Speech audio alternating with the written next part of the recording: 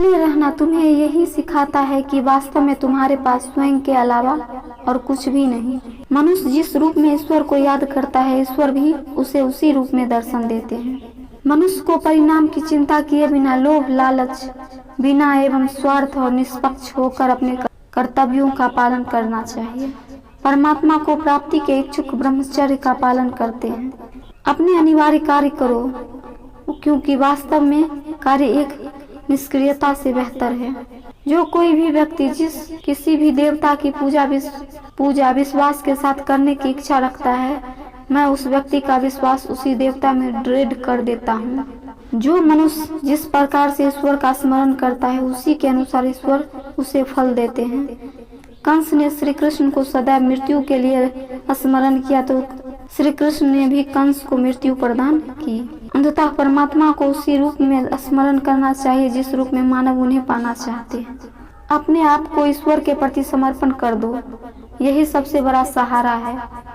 जो कोई भी इस सहारे को पहचान गया, वह डर, चिंता और दुखों से आजाद रहता है। याद रखना, अगर बुरे लोग सिर्फ समझाने से समझ जाते तो बांसुरी बजाने वाला कभी महाभारत नहीं होने देता। तुम क्यों व्यर्थ में चिंता करते हो? तुम क्यों भयभीत होते हो? कौन तुम्हें मार सकता है? आत्मा न कभी जन्म लेती है और न ही इसे कोई मार सकता है। यही जीवन का अंतिम सत्य है। जो अच्छा लगे उसे ग्रहण करो, जो बुरा लगे उसे त्याग दो, फिर चाहे वो विचार हो, कर्म हो या मनुष्य। निर्णय लेते समय न ज्यादा खुश और न ज्यादा दुखी हो। ये दोनों परिस्थितियां आपको सही निर्णय लेने ही नहीं देती। सफलता जिस ताले में बंद रहती है, वो दो चाबियों से खुलती है, एक कठिन परिश्रम से और दूसरा दृढ़ संकल्प से। जन्म लेने वाले के लिए मृत्यु उतनी ही निश्चित है जितना कि मृत होने वाले के लिए जन्म लेना। इसलिए जो अपरिहार्य है, शोक मत करो।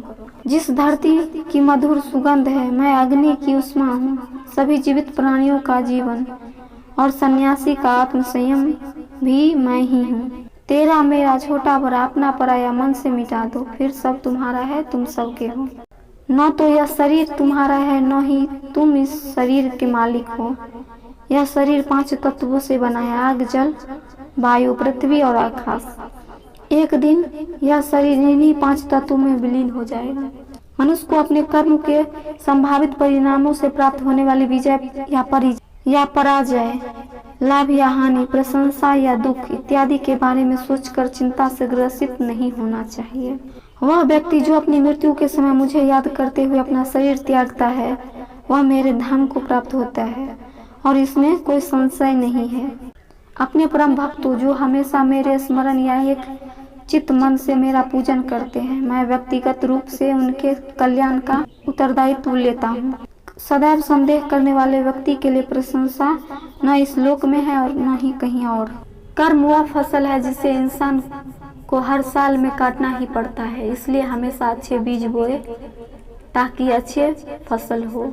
फल की अभिलाषा छोड़कर कर्म करने वाला पुरुष ही अपने जीवन को सफल बनाता है। जो दान बिना साकार के कुपात्र हो दिया जाता है, वह तमस दान कहलाता है। सत्य कभी दावा नहीं करता कि मैं सत्य हूँ, लेकिन झूठ हमेशा दावा करता है कि मैं सत्य ही हूँ।